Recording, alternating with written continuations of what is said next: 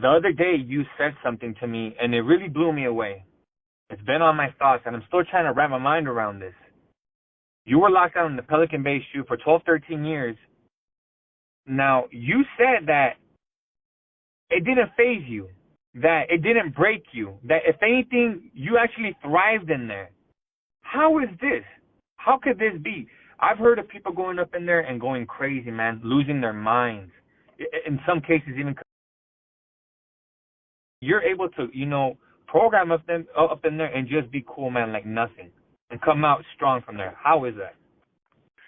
Well, with me, right? I think before I even arrived to Pelican Bay, and to be completely honest with you, I already expected it, and not only expected it, but I accepted it at that time.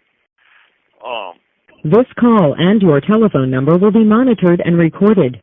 It sounds crazy and it sounds unhuman, but at that point in time, I was already institutionalized. I was institutionalized, and part of my life in prison and what I represented and what I stood for was exactly that process. Was going to the SHU, in and out of the SHU, in and out of the hole. When they decided to validate me as a gang member to the Pelican, I was ready. I was ready to go up there. I had already accepted it, and I was ready to do what was ever necessary.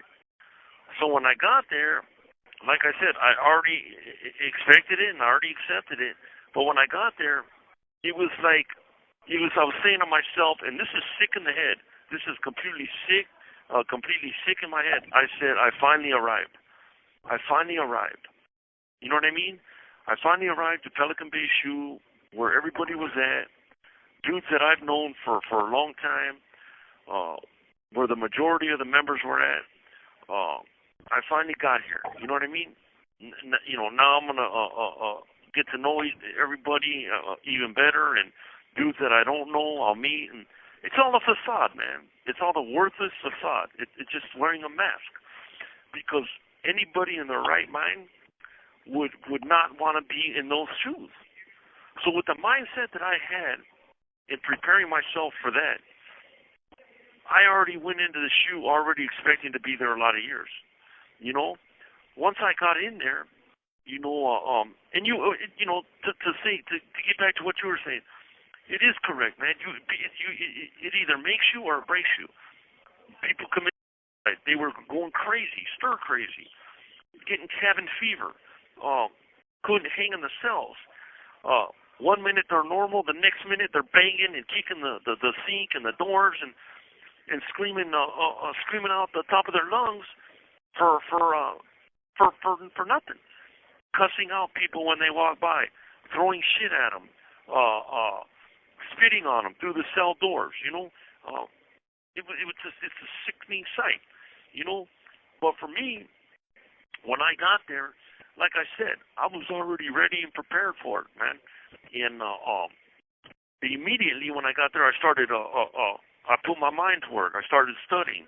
We studied cultura, history. I read up on a lot of European history. Working out. Back then, it was mandatory for all of us, all Sureños, when you were there to study. That was part of the program. You know what I mean? It was also mandatory to work out. To where nowadays there's really no SHU. There's no more SHU. But with that being said, I think my fortitude, what really got it intact, was all the self-reflection and soul-searching I did throughout my years. Thinking on, how did I get to this point in time? How did I hurt the people that I hurt? And with the realization of all that, it just gave me drive. It gave me drive to want to finally get out and change my life, man. The things we studied, like I said, the cultura, the history. This call and your telephone number will be monitored and recorded. I was reading books on Napoleon. I was reading 48 Laws of Power, 33 Strategies of War, Art of Seduction. I was reading books like that, you know, but manipulation books. Those books are on how to manipulate.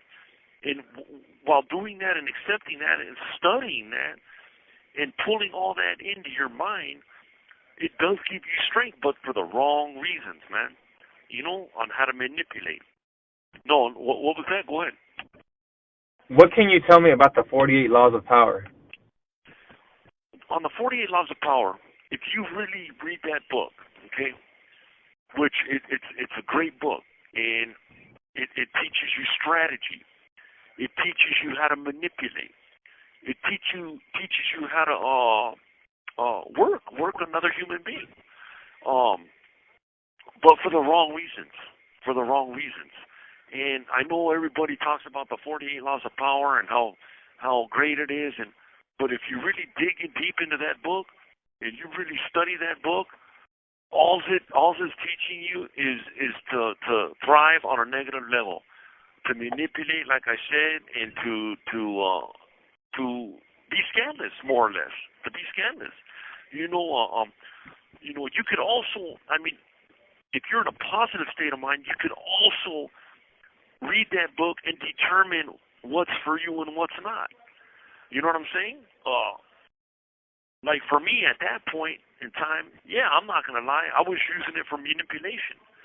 But now that I reflect on that time and being in the mindset that I am in right now, it was all, so I use what I've learned for that in a positive way. You know what I'm saying? Like if I see somebody trying to manipulate somebody else, and somebody who's really worthy of it, you know, I'll pull their covers and I'll expose their game. You know what I mean? Because at the end of the day, that's all it is. That's all they're trying to do is run game. You know, but if you're in a negative state of mind and you're really trying to be a scandalous dude, yeah, that's the book for you. Now, I don't know if there's any truth behind this, but I have heard this from other sources as well. They're saying that people that were once on GP, you know, committed a mistake, whatever the case is, went to the SNY yard, and then nowadays, they're allowing them to somehow pay off a debt or do something in order to redeem themselves and basically become GP again. Is there any truth behind that? As a matter of fact, there is. And depending on the state into which an individual locked it up on, right? If he, like, for example, if he some young kid got busted, turned around and went PC, protective custody in the county jail, and stayed that way, remained that way, went to an SNY yard once he got to prison, they're giving those youngsters the opportunity to come back, but at a $10,000 fine, right? Nowadays, everything comes with a fine. You mess up, you're paying a fine, right? And it's all behind money. Dudes that are drop out of prison gangs and have been in the system and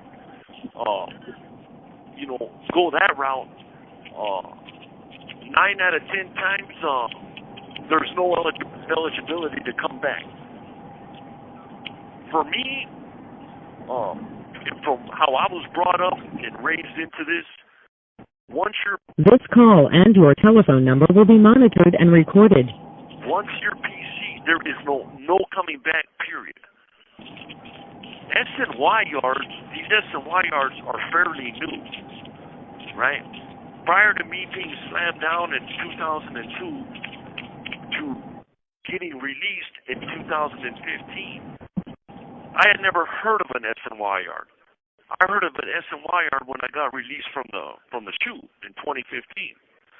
So this is all kind of fairly new. I guess they had them during my time in Pelican Bay, and that's when pretty much these yards formulated. because more and more and more people were going SNY. But that is all new as well. Is these $10,000 fines? It's just it depends on the magnitude of why you tapped out, checked in, or locked it up, or PC'd up. That's what it's depending on. But look, man, I'm here to tell you that at the end of the day, more than likely, if you're SNY and you want to go back, they're going to tell you, yeah, you can come back. You pay $10,000, you pay your debt, but from that point on, you're pretty much a pariah in the system, okay? Whether you're on the GP or what. You pay your fine, you come back to a GP yard, you're still going to be looked at as an SNY. They're not going to have a choice but to go with what has been stipulated by the TICA, but that doesn't mean they got to like you, your peers or whatever, right? Especially if you're young. You know,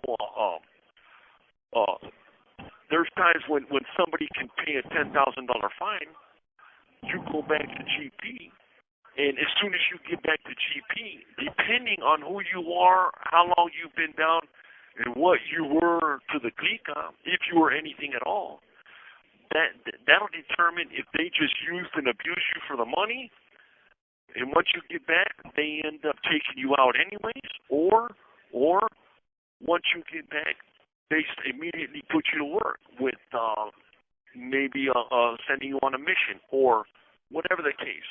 I don't know. But they are utilizing that.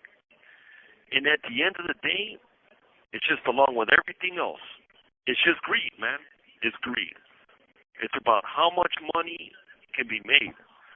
Like I stipulated a while back, the clica is no longer based on the courage of a man, the heart of a man, which it once was.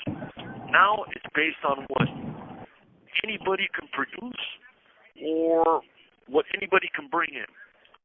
You could have some dude, some youngster who has money on the streets, right?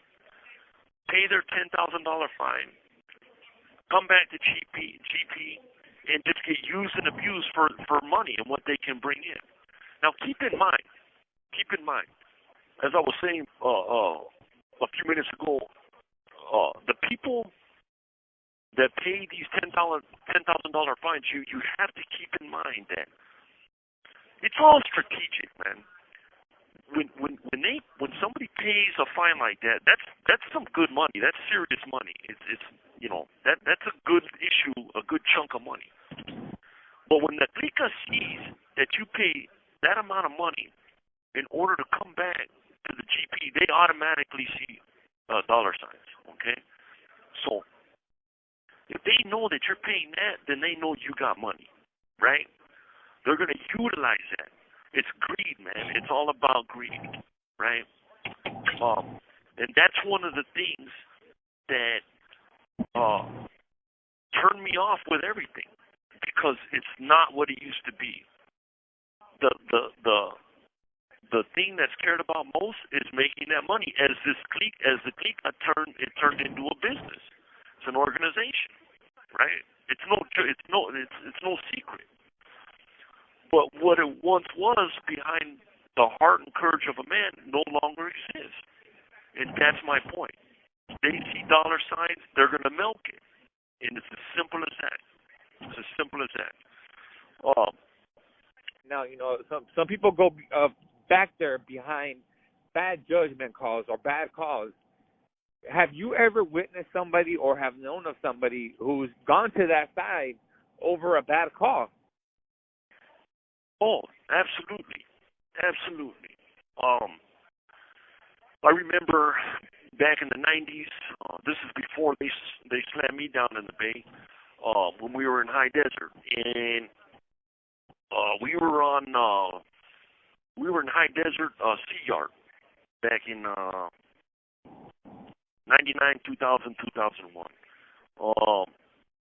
There was this cat who got granted the yard. He picked up the llaves. He was the llavero for that yard, the shot caller for that yard. and he made a bad judgment call behind a medical issue, right? This particular medical issue was about a certain bison that was needing medical attention ASAP. It came back to the yard that medical wasn't treating him, more or less sitting there struggling, right? Well, come to find out, and this is where the call was made, the bad call. The llavero never investigated it thoroughly, right? He went by the word of somebody else, notifying him that there was no medical attention being made, right? So, rather, as he assumed and judged on what somebody else told him, rather than him investigating it himself, it backfired on him. Because the whole time, the bison was getting medical attention, okay? It was just, it wasn't making it out to the yard. And the way I know this because I was right there. So what had happened is that due to what he assumed, it ended up going south because we had a full sit down on that yard. They brought in the dogs, they brought in ISU, they brought in IGI, they brought in every single SEAL in that prison to the yard for a mass disturbance.